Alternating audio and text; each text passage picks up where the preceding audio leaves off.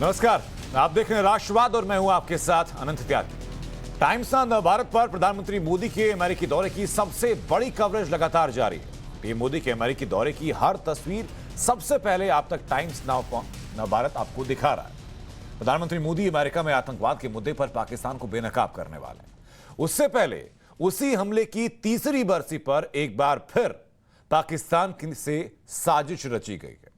हालांकि सुरक्षा बलों ने पाकिस्तान के मंसूबों को नाकाम कर दिया। सुरक्षा बलों ने 3 आतंकियों को मार गिराया। पाकिस्तानी आतंकियों के पास से भारी मात्रा में हथियार बरामद हुए। क्या क्या हथियार बरामद हुए, ये तस्वीरें भी आपको दिखा रहे हैं, आपको बता भी देते हैं। इन आतंकियों के मारे जाने के बाद इनके पास से जो हथियार बरामद हुए उसमें 5 AK-47 राइफल बरामद हैं। उसमें से 24 ग्रेनेड लॉन्चर बरामद हुए हैं। 35,000 की करेंसी बरामद हुई है। 70 ग्रेनेड बरामद हुए हैं। 8 पिस्तौल बरामद हुई हैं। दवाइयां, गुटखे का पैकेट, कंघी, ATM, ये तमाम वो चीजें जो कि बरामद हुई हैं, वो की तस्वीरें भी आपको दिखाते हैं। देखिए, ये वो पूरा साजो सामान है जो इन आतंकियों के पास से बरामद किया गया है। फॉरेन करेंसी आपको बरामद हुई है। ये पाकिस्तान की करेंसी आप देख पा रहे हैं। ये भारतीय करेंसी आप देख पा रहे हैं और बाकी फॉरेन करेंसी आप देख पा रहे हैं जो कि इन आतंकियों के पास से बरामद हुई है। भारतीय करेंसी में 35,000 रुपए इन आतंकियों के पास से बरामद हुए। अब आप देखिए, गोलियां देखिए, गोलियां कितनी है। गोलियों का एक पूरा जखीरा लेकर के ये आतंकी घुसे थे अपनी नापाक हरकतों को अंजाम देने के लिए। अब इधर देखिए, ये इनकी चॉकलेट बार ये साथ में लेकर चले थे ताकि अगर ऐसी जगह पर वो फंसे सेना से मुकाबला करते हुए या सुरक्षा बलों से मुकाबला करते हुए जहां पर क्योंकि खाने पीने की रसद ना पहुंच पाए, उनके पास रसद खत्म हो, तो इन एनर्जी बार्स का इस्तेमाल आतंकी आमतौर पर करते हैं। अब ये देखिए, कंघी ये लोग साथ लेकर चल रहे थे। इसके अलावा ये बैग्स 2 बरामद हुए उनके पास से बरामद हुए।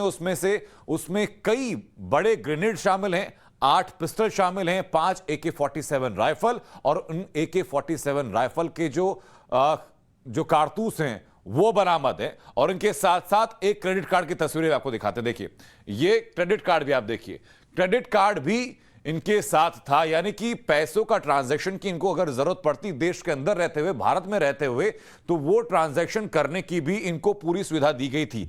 ये वो AK-47 राइफल हैं जो इनके साथ बरामद हुई हैं और उसके साथ ही इनकी जो मैगजीन्स हैं जिनको खाली किया जा रहा है सुरक्षा बलों के द्वारा ताकि गिन सके कि कितने कारतूस लेकर के ये आतंकी यहां घुसे थे। ये तस्वीरें आपको दिखा रहे हैं। एक तरफ ये तस्वीरें सामने हैं जहां पर कि इमरान खान या कहा जाए कि पाकिस्तान लगातार ये साजिश रच रहा है कि भारत को किस तरीके से आतंकवाद के जरिए अशांत किया जाए। तो एक तरफ ये तस्वीरें सामने आ रही हैं और दूसरी तरफ प्रधानमंत्री नरेंद्र मोदी आज आतंकवाद को लेकर ही बोलने वाले हैं और पाकिस्तान की तरफ से ये जो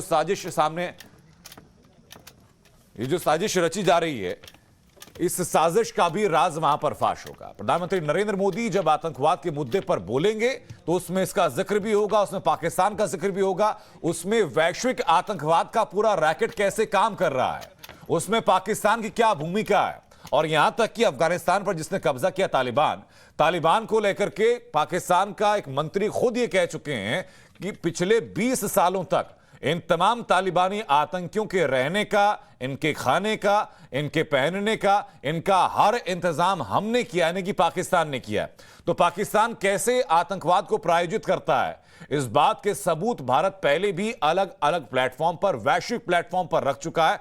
और अब जब प्रधानमंत्री नरेंद्र मोदी UNGA को संबोधित करेंगे तो उस वक्त भी ऐसी ही बातें निकलकर सामने आएगी क्योंकि आतंकवाद एक बड़ा मुद्दा इस चर्चा का रहने वाला है। फिलहाल ये 2 तस्वीरें आप देखिए। एक तरफ प्रधानमंत्री नरेंद्र मोदी पहुंच चुके हैं वॉशिंगटन में और उस वक्त की तस्वीरें आपको हम दिखा रहे हैं जहां पर कि गर्मजोशी के साथ उनका स्वागत किया गया। बारिश उस वक्त हो रही थी लेकिन बारिश भी लोगों को रोक नहीं पाई, उनके उस जोश को रोक नहीं पाई, उनके स्वागत करने की जिजीविषा को रोक नहीं पाई जो प्रधानमंत्री नरेंद्र मोदी के स्वागत को लेकर के उनके अंदर उत्साह था। तो दूसरी तरफ देखिए कि पाकिस्तान क्या कर रहा है और भारत का कद क्या है विश्व में। ये 2 तस्वीरें आपको बताने के लिए काफी हैं। और इस वक्त हमारे सहयोगी सुशांत सिन्हा हमारे साथ जुड़ चुके हैं जो इस वक्त वहीं मौजूद हैं, वॉशिंगटन में मौजूद हैं और प्रधानमंत्री नरेंद्र मोदी के इस दौरे की कवरेज करते हुए आप तक एक एक जानकारी पहुंचा रहे हैं। सबसे पहले सुशांत, मैं जानना चाहूंगा कि अभी तक का घटनाक्रम पूरा क्या रहा है और आगे प्रधानमंत्री मोदी का शेड्यूल क्या रहने वाला है।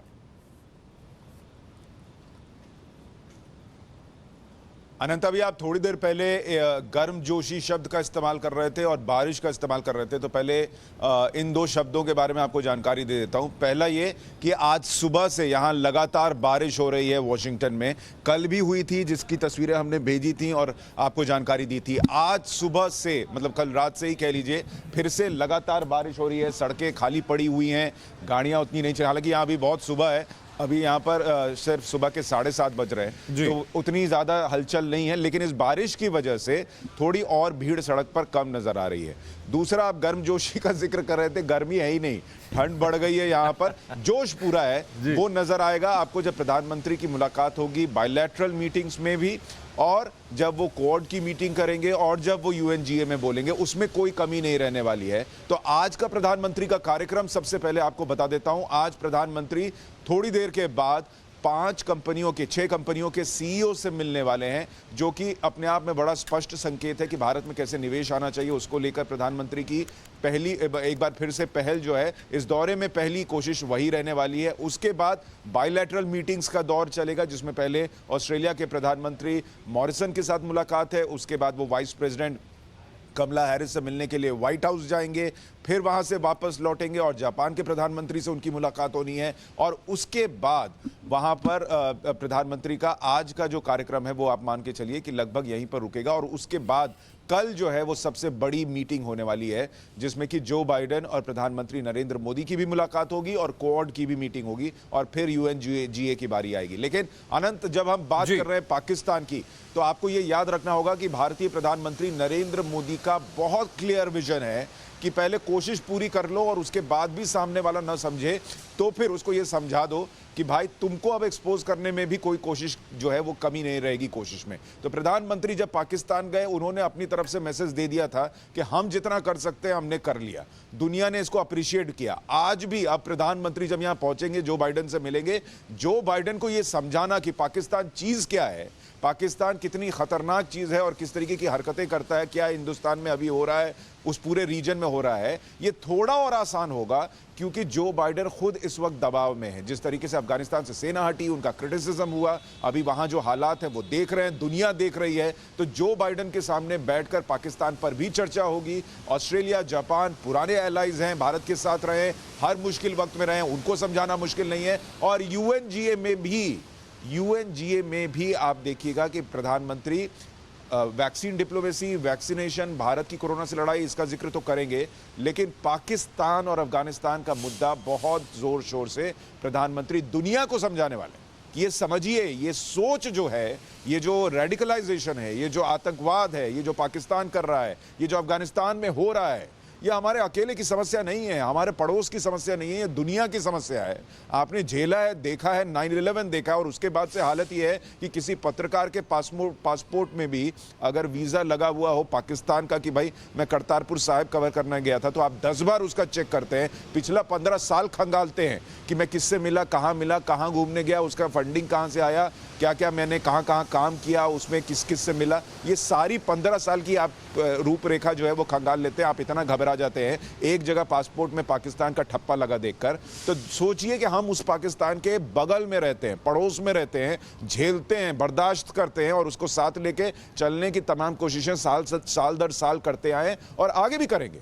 लेकिन अभी के हालात ये हैं कि प्रधानमंत्री नरेंद्र मोदी बहुत पुरजोर तरीके से कोरोना के बाद बदली इस दुनिया में एक बार फिर आतंकवाद और पाकिस्तान का मुद्दा उठाएंगे। और जो हुआ है अनंत, जिसका जिक्र आप कर रहे हैं, उसको भी प्रधानमंत्री बताएंगे कि मैं यहां बैठा हूं और देखिए वहां मेरे देश में चल क्या रहा है और हो क्या रहा है, कैसे हमले हो रहे हैं। जी बिल्कुल सुशांत, आप हमारे साथ बने रहिए, इसी से जुड़ी हुई एक रिपोर्ट दर्शकों को दिखा देते हैं, उसके बाद वापस लौट रहे हैं आपके पास।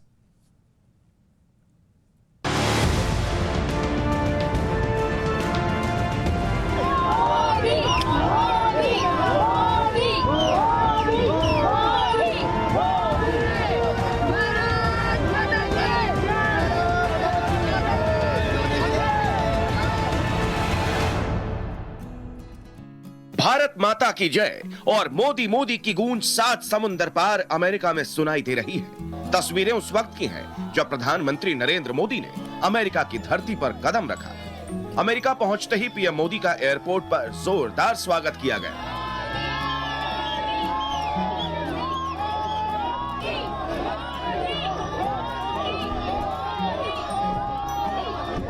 अमेरिका में कैसे पीएम मोदी का डंका बज रहा है, उसकी तस्वीरें देखिए। एयरपोर्ट पर पहुंचते ही पीएम मोदी के स्वागत में भारतीय मूल के लोग हाथों में तिरंगा लिए खड़े थे। हर तरफ मोदी मोदी की गूंज सुनाई दे रही थी। प्रधानमंत्री नरेंद्र मोदी भी खुद को नहीं रोक पाए और भारतीय मूल के लोगों से दिल खोल कर मोदी, मोदी, मोदी, मोदी, मोदी, मोदी, मोदी,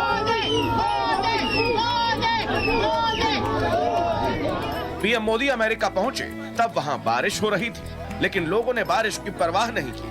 उन्हें तो बस प्रधानमंत्री मोदी से मिलना था। अमेरिका के अलग अलग शहरों से लोग वॉशिंगटन एयरपोर्ट पर पहुंचे थे। अपने चहेते नेता को अपने बीच पाकर इन लोगों को गर्व महसूस हो रहा था। साथ ही इन लोगों का मानना है कि मोदी ही दुनिया के एक ऐसे लीडर हैं जो अफगानिस्तान में बिगड़े हालात को ठीक कर सकते हैं।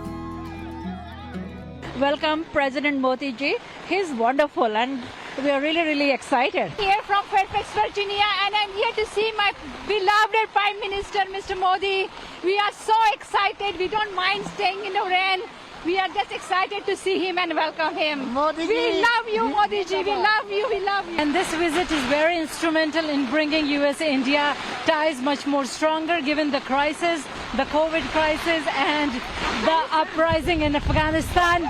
And only he is the leader who can solve the situations in the world. And we are proud that we are Indians and he's representing millions of Indians. यही पीएम मोदी का अंदाज है। वो जब भी विदेश यात्रा करते हैं तो वहां बसे भारतीय मूल के लोगों से मिलना नहीं भूलते। इसके लिए भले ही उन्हें सुरक्षा प्रोटोकॉल को थोड़ा अनदेखा ही क्यों न करना पड़े, लेकिन वो विदेशों में बसे भारतीयों को निराश नहीं करते। विदेशी धरती पर तिरंगा लिए भारतीयों से प्रधानमंत्री ऐसे कनेक्टेड हैं जिससे भारतीयों में अपनेपन का भाव झलकता है। बस ये समझ लीजिए कि वो मोदी में हिंदुस्तान को देखते हैं।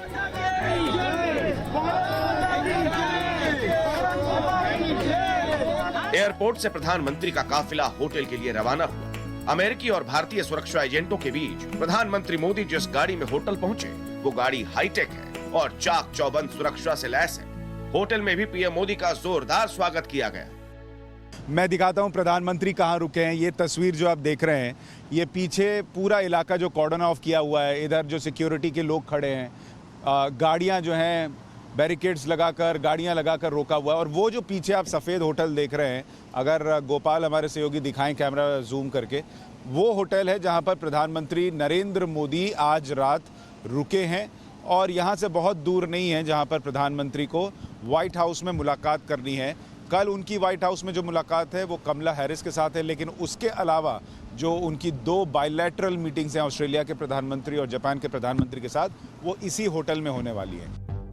प्रधानमंत्री नरेंद्र मोदी ने अमेरिका पहुंचने के बाद ट्वीट किया और लिखा, वॉशिंगटन डीसी पहुंच चुका हूं। अगले 2 दिन में राष्ट्रपति जो बाइडेन, उपराष्ट्रपति कमला हैरिस, ऑस्ट्रेलिया के पीएम स्कॉट मॉरिसन, जापान के पीएम सुगा से मुलाकात होगी। साथ ही क्वाड की बैठक में शामिल होना है और बड़ी कंपनियों के सीईओ से भारत में निवेश को लेकर बातचीत होगी।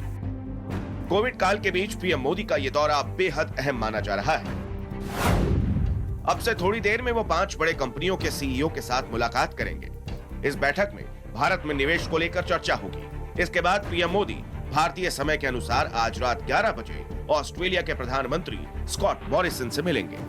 पीएम मोदी को रात 12:30 बजे अमेरिका के उपराष्ट्रपति कमला हैरिस के साथ मुलाकात करनी है। करीब 1 घंटे तक दोनों नेताओं के बीच बातचीत होगी। रात करीब 3 बजे पीएम मोदी जापान के प्रधानमंत्री योशिहिदे सुगा से मुलाकात करेंगे। कोरोना काल के बाद भारत को नई ऊंचाई पर ले जाना है, और इसको मैं आपको पॉइंट वाइज समझाता हूं।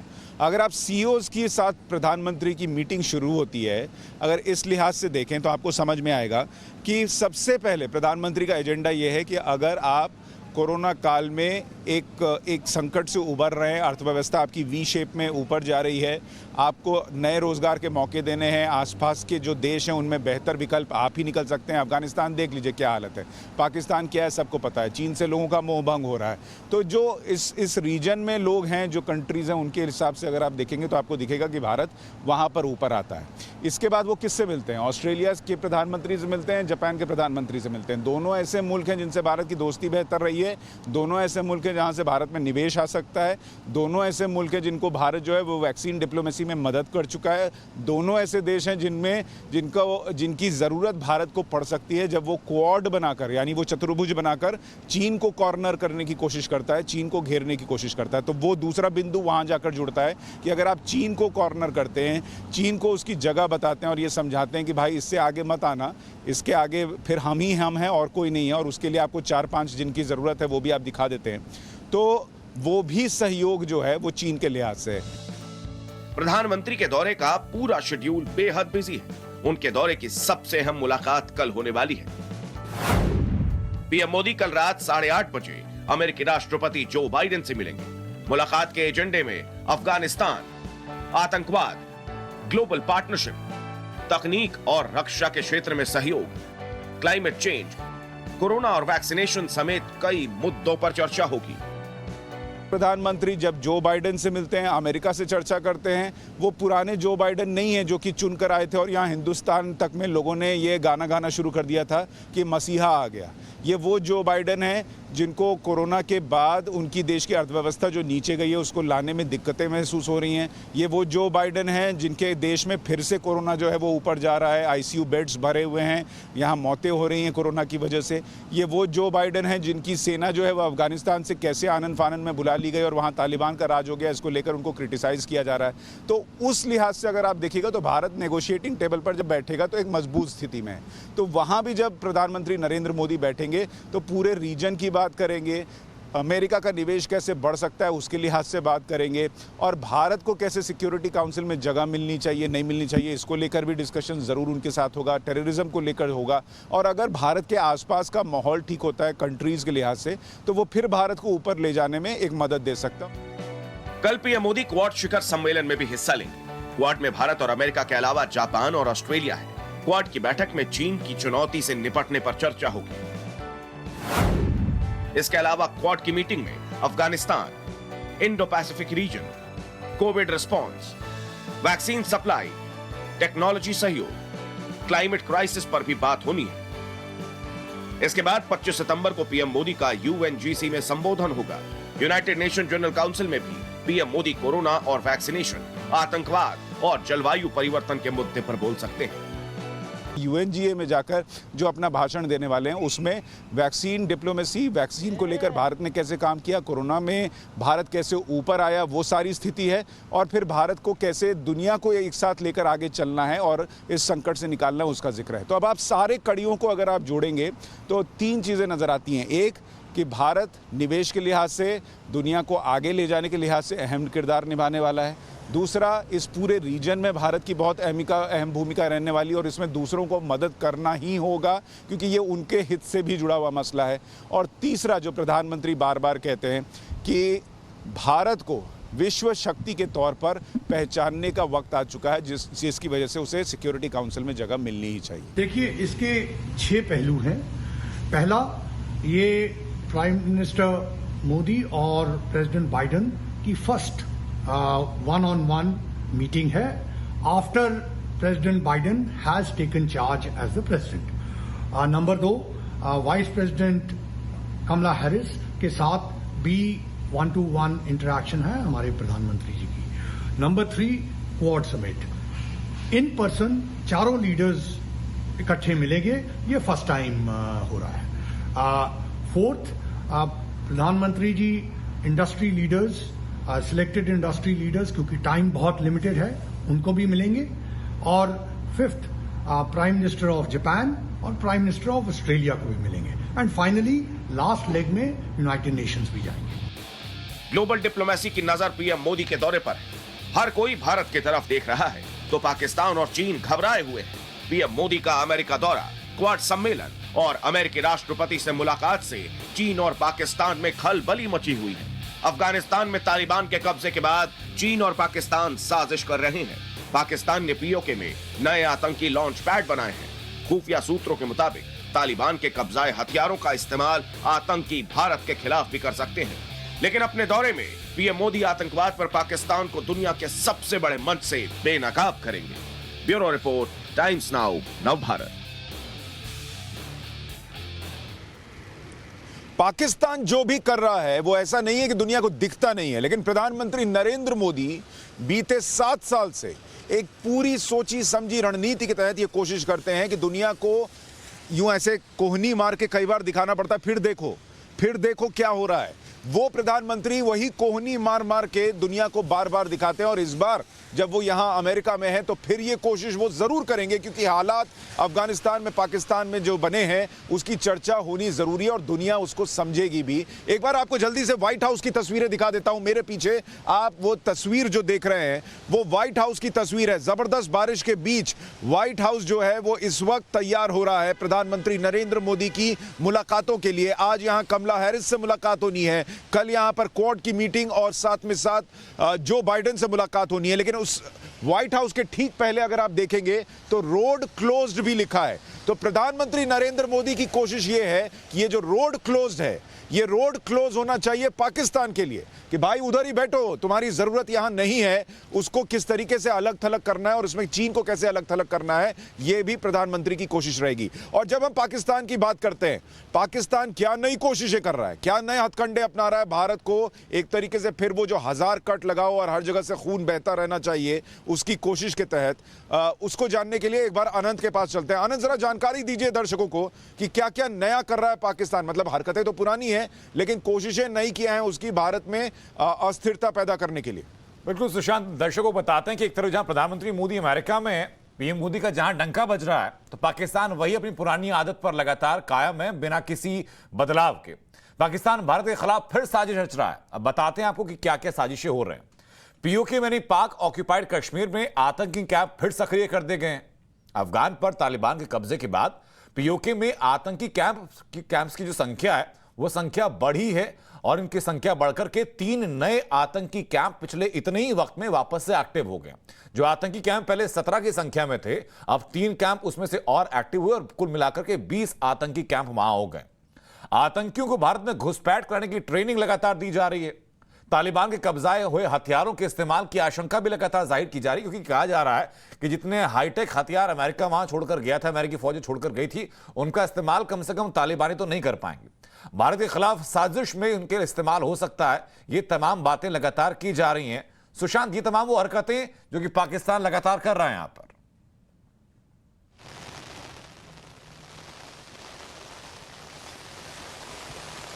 अनंत, एक बार सवाल दोहराइए फिर से। लेकिन अनंत, आप जो जानकारी दे रहे हैं जी, उसको भी एक बार इस परिप्रेक्ष्य में देखना होगा कि पाकिस्तान ये कर तो रहा है अनंत, लेकिन भारत के लिए रणनीति के लिहाज से अब इसका तोड़ क्या है, इसके लिए भारत कर क्या सकता है। क्योंकि देखिए, प्रधानमंत्री नरेंद्र मोदी ने जब अफगानिस्तान का जिक्र किया, उन्होंने रेडिकलाइजेशन का जिक्र किया था कि कैसे वहां पर सबको साथ लेकर नहीं चला गया, और जो वो पूरे रीजन की समस्या है वो रेडिकलाइजेशन है। अमेरिका में जब डोनाल्ड ट्रंप थे तो इस बात को समझाना थोड़ा ज्यादा आसान था।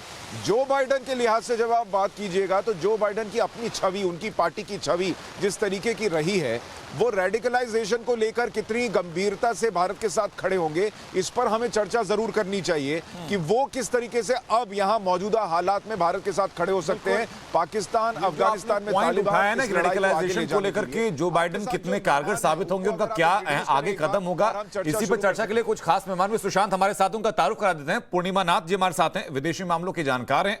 सुशांत सरीन हमारे साथ हैं, सामरिक मामलों के जानकार हैं। और पीटीआई नेता अब्दुल समद याकूब भी हमारे साथ जुड़ चुके हैं। सुशांत, बहुत बहुत स्वागत आप सभी लोगों का। सबसे पहले मैं जानना चाहूंगा पूर्णिमा नाथ जी आपसे कि अभी तक बराक ओबामा के साथ, डोनाल्ड ट्रंप के साथ प्रधानमंत्री मोदी की शानदार केमिस्ट्री हम लोगों ने देखी है। क्या वैसी केमिस्ट्री हम उम्मीद करेंगे जो बाइडेन के साथ भी केमिस्ट्री होगी, और वो केमिस्ट्री कम से कम आतंकवाद के मुद्दे पर एकमत होगी? Good evening, thank you so much for having me. देखिए, फर्स्ट ऑफ ऑल एक बात है कि ये राजनीति है। मोदी जी को इंडिया की हित में ही काम करना है। कोई भी सीट पे बैठे, कौन बैठे, कोई फर्क नहीं पड़ता, but at the same time उनका गोल है India security. So in that context अब जो बाइडेन का टोन पहले क्या था, इलेक्शन से पहले वो पैलेस्टाइन सपोर्टर है और वो पाकिस्तान सपोर्टर है, और कश्मीर की सपोर्ट किए हैं और सेपरेटिज्म की सपोर्ट किए हैं।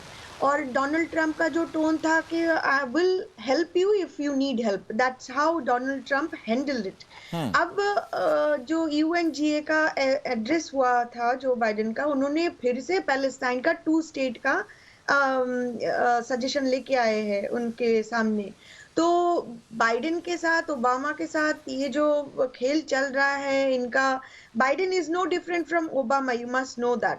और Kamala Harris, Biden, the same cut of the same cloth, cut from the same cloth. तो ये जो चल रहा है इनका रणनीति, ये तो मेरे हिसाब से अमेरिका की हित में भी नहीं है। समझ में ही नहीं आ रहा है उनको पाकिस्तान को क्यों आपकी बात से मैं सहमत हूं कि बराक ओबामा और जो बाइडेन में बहुत ज्यादा फर्क कम से कम हम वैचारिक तौर पर नहीं महसूस कर पाएंगे, क्योंकि उनकी पार्टी की सोच के लिहाज से है। और इसीलिए सुशांत सरीन, अगर आप इस पर थोड़ी अपना विश्लेषण करें कि जो मैं अभी कह रहा था, प्रधानमंत्री नरेंद्र मोदी के लिए जो वो जिक्र कर रहे थे अफगानिस्तान को लेकर, जो वो जिक्र करते हैं रेडिकलाइजेशन को लेकर, जो वो जिक्र करते हैं कि पाकिस्तान किस तरीके से पूरे रीजन में अस्थिरता पैदा करता है, और अब तालिबान में तो आपको दिख ही रहा होगा, ये बातें जो बाइडेन को समझाना, और जिन परिस्थितियों में जो बाइडेन पर भी प्रेशर है कि भाई आप वहां से कैसे निकले और दुनिया में आपकी थूथू हो रही है, क्या ये समझाना थोड़ा आसान या मुश्किल होगा?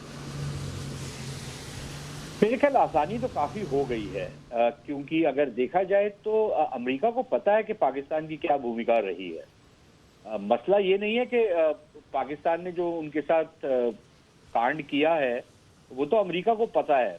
और तभी अगर देखा जाए तो जब से सत्ता में आए हैं जो बाइडेन, तब से उन्होंने एक बारी भी फोन उठा करके इमरान खान से बात नहीं की, और जिसका बहुत गिला है इमरान खान को, और उसके ऊपर उनका काफी व्यंग भी उड़ता है कि वो बैठे हुए हैं फोन के सामने, बहुत सारी मीम्स भी बनी है। लेकिन वो दर्शाता है कि जो बाइडेन इमरान खान को और पाकिस्तान को किस पलड़े में रख रहे हैं। मुद्दा सिर्फ ये है कि इसके बावजूद कि अमेरिका को पता है कि पाकिस्तान ने क्या गद्दारी की है उनके साथ, हमको ये कोशिश करनी है कि पाकिस्तान के खिलाफ कैसे कोई एक अलायंस बनाया जा सके, या कैसे अमेरिका को कन्विंस किया जा सके कि इनके साथ जिस तरीके का नरम रवैया आपने अभी तक अडॉप्ट किया हुआ है ये आगे नहीं चलेगा। और इससे सिर्फ आपको ही नहीं, सारे खित्ते में अस्थिरता फैल रही है, और उसका सबसे बड़ा खामियाजा हमको भरना पड़ रहा है। और आप कोई ऐसी हिमाकत ना करें जिससे आप या तो तालिबान को स्वीकार करें या पाकिस्तान को कोई इस तरीके की माली मदद करें। In fact quite to the contrary, आपको पाकिस्तान के ऊपर स्क्रूज टाइट करने की जरूरत है। और क्योंकि अगर हम अमेरिका के साथ एक सामरिक रिलेशनशिप की बात कर रहे हैं, जिसमें चीन एक लिहाज से केंद्र बिंदु है उस रिलेशनशिप का, तो फिर ये नहीं हो सकता कि एक तरफ तो हम अमेरिका के साथ मिल करके चल रहे हों, लेकिन दूसरी तरफ हमारे इतने ज्यादा एक लिहाज से डिफरेंसेस हों। बिल्कुल, पीटीआई के नेता अब्दुल समद साहब जो हैं उनसे भी लेना चाहिए जी। हमारे साथ पीटीआई के नेता अब्दुल समद साहब भी बने हुए हैं। समद साहब, यहाँ जो ये पूरा घटनाक्रम है जिसमें ऑस्ट्रेलिया भी है, जापान भी है, अमेरिका भी है और भारत भी है, ये सब जब आप देख रहे हैं, पाकिस्तान की टेंशन बढ़ती है कि आपको एक फोन नहीं, और यहाँ जो है आराम से मिलकर बैठकर चर्चाएं हो रही हैं, व्हाइट हाउस में डिनर हो रहा है, कार्यक्रम हो रहा है, उनका स्वागत हो रहा है, और फिर कैसे उस रीजन में आपकी भूमिका को कम करना, इस पर भी चर्चा होगी? देखिए, एक चीज तो बड़ी वाज़ेह और इस पे तो किसी को शक नहीं होना चाहिए कि जाहिर बात है कि जो इंडिया का साइज है, उसकी इकोनॉमिक, जो उसकी इकोनॉमी है, उसकी मार्केट है, उसकी ट्रेड है, वो डेफिनेटली हमसे साइज में बहुत बड़ा है। तो अगर आप ये सोचते हैं कि वर्ल्ड कम्युनिटी, या अगर मैं ये एक्सपेक्ट करूं कि वर्ल्ड कम्युनिटी जो है वो इंडिया और पाकिस्तान को सेम ट्रीट करे, क्योंकि अब जो है वो जो आपके जो दूसरे कंट्रीज के कमर्शियल इंटरेस्ट भी हो जाते हैं, वो हर चीज का लेवल डिफरेंट हो जाता है। हम इंडिया को जब बात करते हैं, हम इंडिया के हवाले से, तो हम अपनी जो बैलेंस पावर करते हैं वो इसलिए करते हैं कि हम मिलिटरीली उसको काउंटर कर सकते। अब हम इकोनॉमी में तो इंडिया को चैलेंज नहीं कर रहे। अब अमेरिका में अगर आपकी प्राइम मिनिस्टर की मुलाकातें हो रही हैं, या वो सारा कुछ हो रहा है, आपको कंपेयर करना भी चाइना के साथ नहीं है अपना, जितना बड़ा आपका साइज है। अगर इतना साइज हमारा होता और इंडिया हमसे छोटा होता, तो मैं कभी इंडिया को जो है ना कंपैरिजन में लाता ही ना, मैं इतनी बात ही करता इंडिया की। तो बहरहाल ये एक ये आप तो करते रहे वहां पे, चलिए ठीक है, लेकिन ये ब्लॉक्स, ये रीजनल ब्लॉक्स भी बनते रहते हैं, इस तरह अब्दुल के समद साहब, लेकिन देखिए, मुझे आपकी ये बात बहुत पसंद आती है कि आप जो है पाकिस्तान में उन कुछ लोगों में से हैं जो बड़ी ईमानदारी से बात कर लेते हैं, और आपने जिस ईमानदारी से ये स्वीकार कर लिया, भले उसकी वजह आप अर्थव्यवस्था बताएं या कुछ भी बताएं, लेकिन आपने स्वीकार कर लिया कि भारत और पाकिस्तान इक्वल लेवल्स पर नहीं है, दुनिया जैसे ट्रीट करती है। भारत यहाँ है तो पाकिस्तान कहाँ है वो आपको पता है। ये बहुत स्वागत योग्य है, इसके लिए मैं आपका धन्यवाद करता हूँ। विजय जी भी हमारे साथ जुड़ गए। विजय जी एक बार दोहराएं सर, क्या कह रहे हैं? मैंने कहा साइज और इकोनॉमी का साइज मैटर करता है, पॉपुलेशन मैटर करती है, कंज्यूमर मार्केट बड़ी है, इसमें तो कोई शक नहीं है ना। अगर हम इस तरह से देखें तो इसमें तो कोई शक नहीं है। नहीं सर, आपका मुल्क छोटा है सर, ये समस्या नहीं है। उसकी इकोनॉमी छोटी है, ये समस्या नहीं है। उस मुल्क की सोच छोटी है, और आपने पूरा ध्यान जो है वो 70 सालों में 75 सालों में इंडिया के ऊपर लगाया, इंडिया को बर्बाद करने पर लगाया। ये आज की स्थिति है। आपको ये समझना चाहिए अब्दुल समद साहब कि क्यों आज आपको ये कहना पड़ रहा है कि भाई भारत की इकोनॉमी की वजह से हमको नहीं पूछ रहे। भारत भी तो वहीं से शुरू किया जहां से आपने शुरू किया। हम कोई अलग थोड़ी शुरू किए थे, और हम तो आपसे ज्यादा मुश्किल हालात में शुरू किए हैं। देखिए अगेन मैंने कहा कि हमारी इकोनॉमी का साइज छोटे है, हमारी पॉपुलेशन का साइज आपसे छोटा। अब मैं पाकिस्तान, चाइना से तो अपने आप को कंपैरिजन नहीं कर सकता, या अमेरिका से नहीं कर सकता, या इटली से नहीं कर सकता। ऑल्दो कि इटली छोटा मुल्क है, लेकिन उसकी इकोनॉमी, उसकी जीडीपी। अरे पर सर, आपकी आबादी और आपके साइज, इकोनॉमी की साइज और आपके कंट्री की साइज की तुलना आप यूरोप के कई देशों से कर लेते हैं ना सर, आप फ्रांस से कर लेते ना सर। आप तो वो भी नहीं कर सकते। आप इसको ईमानदारी से स्वीकार कर लीजिए ना कि आज आप जिस स्थिति में अपनी वजह से हैं, और भारत जहां है वो हमारी अपनी मेहनत की वजह से है। इसको स्वीकार कर लीजिए। तो आपको ये भी कहा जा सकता है कि आप चाइना को क्यों नहीं कम्पीट कर सक रहे हैं, कि आपकी तो पॉपुलेशन में ज्यादा फर्क नहीं है, ज्यादा फर्क नहीं है, तो इस तरह से नहीं किया जाता। या अब आप दुनिया आपको उस तरह से ट्रीट नहीं करती जिस तरह चाइना को करती, फर्क हो जाता है ना। अब आप ये कहेंगे जी अगर वो उनका, देखिए एक तो जो हमारे अशोक सज्जन साहब भी हमारे साथ जुड़ गए हैं, विजय जी भी जुड़ गए हैं। विजय जी ये जो कह रहे हैं, ये अपने आप में पूरी पिक्चर है कि कहां आज पाकिस्तान है और कहां हिंदुस्तान है। और जब पाकिस्तान के लोग भी ये स्वीकार कर रहे हैं कि हिंदुस्तान की ताकत इकोनॉमी के लिहाज से हो या दुनिया जिस तरीके से देखती है उस लिहाज से हो, तो यहां जब बैठकें होंगी और पाकिस्तान का जिक्र होगा, भारत मजबूती से अपनी बात रख पाएगा, आपको लग रहा है? बिल्कुल मजबूती से बात रख पाएगा, उसमें कोई दो राय नहीं है। और भारत अभी इस स्टेज पे पहुंच गया है कि जिस स्टेज से उन्होंने अपनी खुद की कंपैरिजन पाकिस्तान से करना छोड़ देनी चाहिए। पाकिस्तान और भारत का जो एक हाइफनेशन कोल्ड वॉर में हुआ था, शीत युद्ध में हुआ था, अभी वो पूरी तरह से टूट गया है। भारत एक सबल राष्ट्र बनकर उभर कर सामने आया है, सबल और रिस्पॉन्सिबल राष्ट्र बनकर उभर कर सामने आया है। और इसलिए भारत ने आज जो अपना स्थान विश्व में खड़ा किया है, उसे पाकिस्तान कहीं आसपास नहीं है। इसलिए हम अभी नए दायरे से पूरे अंतर्राष्ट्रीय कूटनीति के बारे में सोचना चाहिए। पाकिस्तान जो करना है उसकी एक न्यूसेंस वैल्यू है, और उसे आप जैसा सच कह रहे थे कि उसके पाकिस्तान की छोटी इकोनॉमी या छोटा मार्केट से इससे कुछ लेना देना नहीं है। ये तो सिर्फ एक्सक्यूजेस है। पाकिस्तान की जो न्यूसेंस वैल्यू है वो ये है कि उसमें एक it is one of the largest hub of global terrorism और ग्लोबल ब्लैक मनी और global trafficking of the drug. ये जो एक एक्सिस पाकिस्तान से साथ जुड़ा हुआ है, उसके कारण आज पाकिस्तान इस स्थिति पर पहुंचा है। हमको इससे सावधान रहना चाहिए। जो भी सुरक्षा के कदम खड़े करने हैं वो करने चाहिए। सज्जनहार साहब को लाता हूं डिबेट में सर। आप जिस पाकिस्तान की न्यूसेंस वैल्यू की बात कर रहे हैं सर, अशोक सज्जनहार साहब, क्या विजय जी की बात से इत्तेफाक रखेंगे कि यहाँ पाकिस्तान, अफगानिस्तान, टेररिज्म का जिक्र तो हो ही, लेकिन भारतीय प्रधानमंत्री को जो बाइडेन से और क्वाड में शायद संभवतः होगा ही, लेकिन फिर भी चीन का मसला बहुत गंभीरता से उठाना चाहिए, क्योंकि उस रीजन के लिए, इंडो पैसिफिक रीजन के लिए, और साथ में पाकिस्तान और टेररिज्म को पीछे से सपोर्ट करने के लिए, बैक करने के लिए आज की डेट में चीन की भूमिका सबसे इंपॉर्टेंट हो जाती है। देखिए, बात है कि जब जैसे कहा जाए इनकार्नेशन हुआ में, क्योंकि पहले 2007 में मुलाकात हुई, परंतु उसके बाद एक मुलाकात के बाद वो बस उसके आगे बात नहीं हो पाई, क्योंकि चीन ने उसके ऊपर अपना, ऑस्ट्रेलिया के ऊपर अपना दबाव बनाया। अभी 2017 में इसीलिए इसका पुनर्गठन हुआ है, एक बारी फिर रिजुविनेशन हुआ है, क्योंकि चीन की आक्रामकता है न केवल भारत के विरुद्ध, भारत के जहां पर हम देख रहे हैं अभी पिछले साल लद्दाख में, 2017 में डोकलाम में, उसके बाद साउथ चाइना सी में, उसने वहां पर जो भी अंतर्राष्ट्रीय कानून हैं इसके, जो क्या आपके आधिपत्य में होना चाहिए, उसको उसने बिल्कुल एकदम नकार दिया है। जुलाई 2016 में एक परमानेंट कोर्ट ऑफ आर्बिट्रेशन का रूलिंग आया था। उन्होंने कहा जो आपका जो चीन वहां पर क्लेम करता है, जो उसका 9-9 है, उसमें करीब 90% वो क्लेम करता है, वो बिल्कुल नाजायज है। परंतु फिर भी चीन ने उसके ऊपर कोई ध्यान नहीं दिया। वो बहुत आक्रामक तरीके से वहां पर बिहेव कर रहा है। बहुत सारे जो टापू हैं उसको बिलोंग नहीं करते हैं, उसके ऊपर उसने कब्जा कर लिया है। बहुत सारे कृत्रिम टापू उसने बना लिया, आर्टिफिशियल आइलैंड, उनको मिलिटराइज कर रहा है और कहता है जो किसी को भी यहां से आना होगा तो हमसे पूछकर आना होगा, कोई हवाई जहाज ऊपर से उड़ेगा तो हमसे पूछकर उड़ेगा। तो ये बिल्कुल सभी देशों को नागवारा है।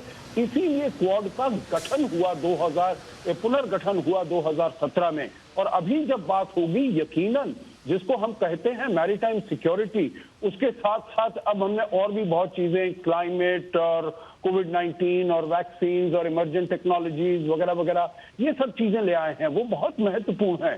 परंतु सबसे महत्वपूर्ण है मैरीटाइम सिक्योरिटी।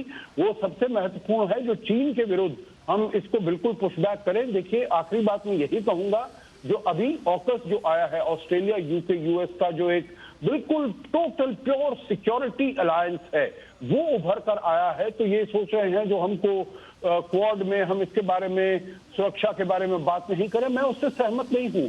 देखिए, इसका जो रेजोन आत्र है, इसका जो एग्जिस्टेंस का है, वो क्यों शुरुआत हुई है, वो है चीन की वहां पर आक्रामकता, चीन का बेलिजरेंस और चीन का अग्रेसिवनेस।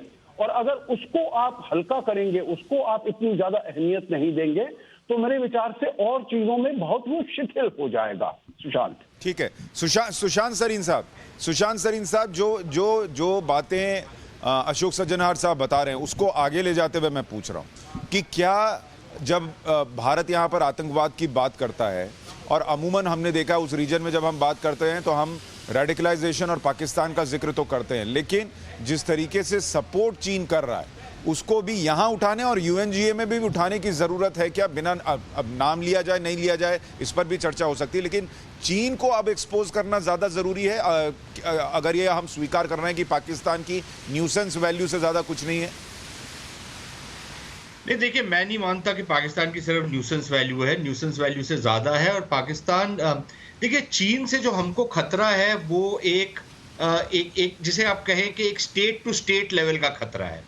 पाकिस्तान से जो खतरा है वो एक और बड़ा इंसीडियस टाइप का खतरा है, जिसमें वो आतंकवाद और इस तरीके की हटकंडे जो हैं वो इस्तेमाल करते हैं। अभी वैसे समद साहब इतनी बड़ी जो बातें कर रहे थे, अगर सिंपल एक चीज कह देते कि अंगूर खट्टे हैं तो बात समझ में आ जाती, क्योंकि आज से 1-2 दशक पहले तक तो पाकिस्तान अमेरिका के बड़ा चहेता होता था, और सिर्फ ये मार्केट को लेकर के या आप पॉपुलेशन को लेकर के उससे आपके रिलेशनशिप नहीं बनते, क्योंकि अगर वो पहलू होता तो 1947 से लेकर के 1990 तक जब इनकी बड़ी नजदीकियां थी अमेरिका के साथ, तो वो तो इक्वेशन तब भी ऑपरेट कर रहा था। और अगर हम ये माने कि भारत, जिसकी इकोनॉमी और जिसकी आबादी जो है वो ऑस्ट्रेलिया से कई गुना बड़ी है, लेकिन उसके बावजूद ऑस्ट्रेलिया और अमेरिका के ज्यादा नजदीक रिलेशनशिप है, तो अब समद साहब के लिए अंगूर खट्टे हैं तो वो मेरे को बात समझ में आती है। जहां तक एम्बेसडर साहब बात कर रहे थे, देखिए, ये तो ठीक है कि आतंकवाद एक बहुत बड़ा मुद्दा उभर करके आएगा, और भारत के लिए तो खास तौर से ये बहुत जरूरी है। सुशांत, देखिए, अगर आप नक्शा देखें और क्वाड का जो देश है, 4 देश, हमारे लिए तो अफगानिस्तान हमारे पड़ोस में है, उसमें जो आग लगी हुई है वो तो हमारे देश के अंदर आएगी और वो पाकिस्तान के जरिए आएगी, तो वो तो हमारे लिए क्लियर और प्रेजेंट डेंजर है। अब बाकी जो 3 देश हैं वो तो एक ओशन और एक कॉन्टिनेंट अवे है वहां से, तो उनकी शायद वो वाली मजबूरियां नहीं रहेंगी जो हमारी हैं। लेकिन अगर हम एक सुरक्षा अलायंस की बात कर रहे हैं या एक समन्वय बनाने की बात कर रहे हैं, तो फिर ये नहीं हो सकता कि हम भारत के पूर्व में तो समन्वय करें, लेकिन भारत के पश्चिम में हम एक दूसरे के एक लिहाज से इंटरेस्ट को प्रोटेक्ट ना करें। तो मेरे ख्याल ये जरूरी होगा और मेरे ख्याल ये मोदी जी के लिए पूर्णिमा जी, मैं इस पर आपका रिएक्शन लेना चाहूंगा कि जब हम चर्चा कर रहे हैं अफगानिस्तान की, पाकिस्तान की, तो उसमें भारत के, चूंकि भारत को महसूस होगा जो भी अफगानिस्तान में होगा, हमारी जो नज़दीकी है, हमारे बिल्कुल पड़ोस में है, उसके लिहाज से भारत को यहाँ क्या बातें रखनी चाहिए। लेकिन अब्दुल समद साहब, जो सुशांत सरीन कह रहे हैं, मैं उस पर एक छोटा रिएक्शन आपका चाहता हूँ कि अंगूर खट्टे वाली स्थिति में अगर मैं सिर्फ ये प्रश्न जोड़ दूं, ईमानदारी से बताइएगा, आप तो वैसे ईमानदारी की बात करते हैं इसलिए पूछ रहा हूं, आज जब ये सब देखते हैं और रियलाइज करते हैं कि इंडिया कहां से कहां पहुंच गया, दिल में कभी कभी आता है कि क्यों गए, यहीं रुक जाना था? अगर आप इस तरह की बात करते हैं कि हम इंडिया को देख के कुछ सोचते होंगे, तो नहीं, उससे ज्यादा हम फिर चाइना को देखते हैं कि चाइना तरक्की कर रहा है और उसमें बहुत ज्यादा तरक्की है, तो आपको भी चाइना को ही देखना चाहिए डेफिनेटली। और सुशांत जी ने बात की है, उनसे नोक झोंक चलती रहती है, अंगूर तो दूर की बात है, उनको तो मेरा सांस लेना भी गवारा नहीं होगा, वो तो चाहेंगे कि सांस ही बंद हो जाए इनका।